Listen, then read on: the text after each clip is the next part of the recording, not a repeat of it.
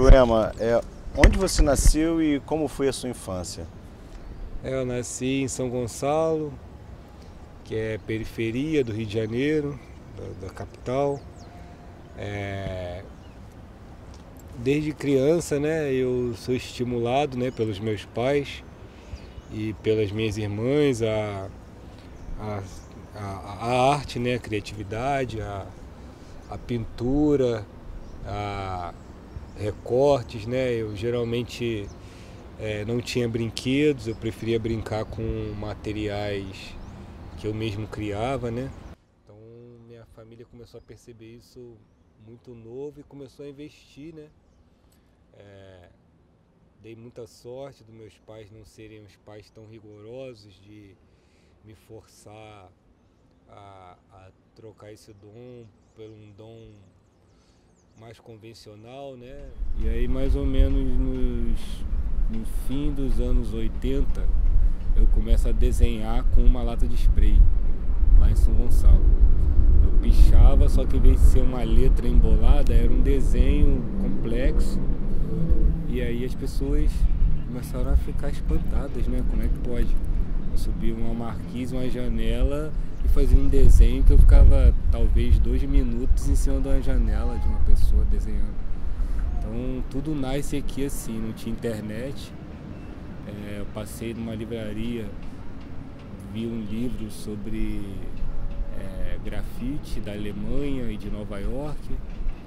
Aí achei maneiraço, aí peguei o livro porque era uma biblioteca da Alemanha. E aí eu travei o livro de lá. Peguei, nunca mais devolvi. E aí eu tirei xerox e espalhei para todos os jovens de onde eu morava, São Gonçalo. A gente em São Gonçalo começa a pintar todos os muros. Não existia grafite no Rio de Janeiro, inexistente, só existia o Gentileza que pintava coisas que eram muito semelhantes do grafite e me estimulavam, mas não tinham as formas. E em São Gonçalo a gente começa a colorir tudo, todas as comunidades, todas as principais ruas. E aí os jovens começam a me seguir, começam a querer entender, se envolver. E aí aconteceu a necessidade de a gente montar uma escola, que é em Alcântara, São Gonçalo, que é ao lado do Jardim Catarina. E a gente lá começa a fazer reuniões e oficinas, eu começo a dar aula. E tudo de graça, nunca teve dinheiro de empresa, de governo envolvido. E a gente se organiza e cria uma ONG. Essa ONG, ela tinha um objetivo de da gente conseguir se manter, porque perdemos o controle, não era mais eu, era eu e mais 20. Depois de mim veio se chegando o Eco, mais ou menos 1 ano, 2 anos depois que eu já estava pintando tudo. O Eco foi um dos primeiros que se aproxima. A gente já se conhecia, a gente era rival de pichação, ele era de uma gangue, eu era de outra, e a gente disputava as marquises. E aí eu começo a pintar tudo, ele também sempre gostou de desenho, se aproxima de mim e a gente vira parceiro para expandir essa ideologia no Rio de Janeiro, né? Que era uma coisa mais social do que comercial. Durante muitos anos eu consegui manter essa postura social, só que chegou uma hora que eu não conseguia mais manter a escola, aluguel, e a gente se expandiu para outros lugares. Então eu, numa dessas indas e vindas no Dona Marta, eu esbarrei com o Yuca, eu fiz uma matéria num jornal, numa revista, de que o Yuca viu a revista e teve a ideia de trazer a Banda Rapa até São Gonçalo. E aí começa a minha parte comercial. Eles me contratam, me chamam para viajar durante os shows, fazendo grafite no palco. Eu ganhava uma grana tão alta que com esse dinheiro eu conseguia bancar as escolas que eu fazia, não tinha apoio do governo, de ninguém.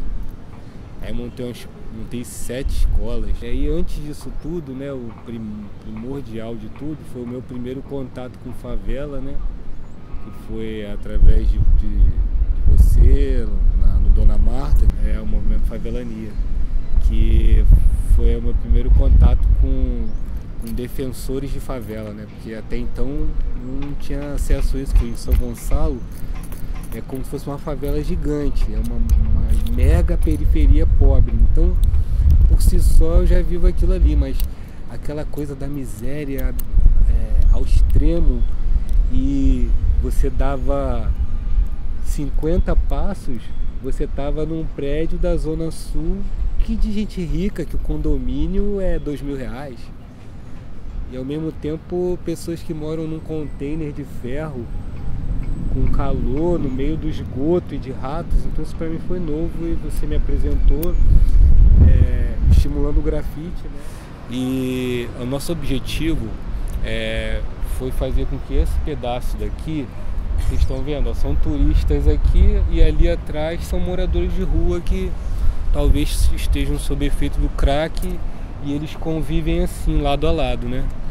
E eu vejo muito assalto, 24 horas assalto. E eu, como sou daqui, eu acho que eu posso ajudar, e resolvi montar uma galeria de arte, porque eu acredito que a arte, ela é um remédio para a alma, sabe?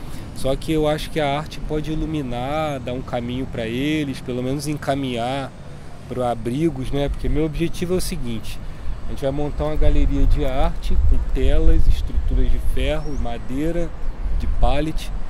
Nós vamos expor as minhas obras de arte, que são em uma média de 100 a 150 obras que eu nunca vendi, né? Eu não gosto de vender obras de arte.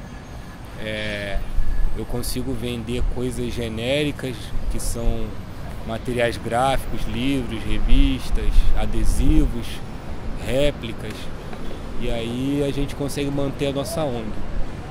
Nós não temos patrocínio, a gente tem outras ONGs que acreditam na gente, igual a ANF, e a gente está querendo convocar aqui todo mundo para vir fazer parte desse exército aqui, para ver se a gente melhora a autoestima desse local aqui, que está muito baixa. Eu conheço a Agência de Notícias das Favelas através de você, que foi logo depois do movimento Favelania, que você estava envolvido, que ao mesmo tempo me atraía, porque era uma coisa política religiosa, era uma coisa que você tinha uma mistura dos dois, e aí vinha com o seu lado de protesto, que é uma característica sua, né? Que eu não sei se isso é uma qualidade ou um defeito, mas é uma coisa que chama muita atenção em você. É tipo a sua forma de reivindicar pelos desfavorecidos, por mais que você não seja um miserável como eles. Que ela vem para unir todos esses tipos de pensamentos. Tem outros grupos de outras quebradas, do funk, da capoeira, da cultura afro-brasileira. Então assim, são movimentos que me interessam estar perto. A Fundição Progresso, que abre as portas para todas essas pessoas que eu trago aqui, que é um lugar maravilhoso, que o Perfeito Fortuna nos ajuda. Tem um monte de outras pessoas que também nos ajudam. Então, eu acho que a ANF ela só soma com toda essa rede de ajudas, né? O meu sonho é só um sonho, né? Isso não vai acontecer. Hoje eu tenho 40 anos, quando eu tinha 20 anos eu achava que ia se realizar, mas não vai realizar, né? A gente nunca vai viver uma sociedade igual, né? Porque as pessoas que juntam muito em contas de banco, elas fazem com que outras não tenham.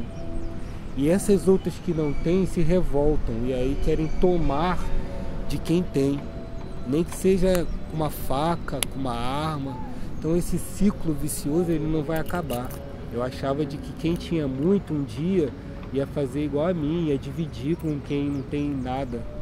Só que isso hoje em dia é brega, é fora de moda, e eu vi de que não vai ter muita mudança não, acho que a tendência é piorar, mas mesmo assim eu vou continuar fazendo, porque isso me move a não desistir, né? apostando próximo. Existe um exército que está comigo também e que acredita nessa história. E eu não sigo religião, facção, time de futebol. Eu acredito no profeta Gentileza, que falava que gentileza gera gentileza. Acabou com o solzinho. Tchau.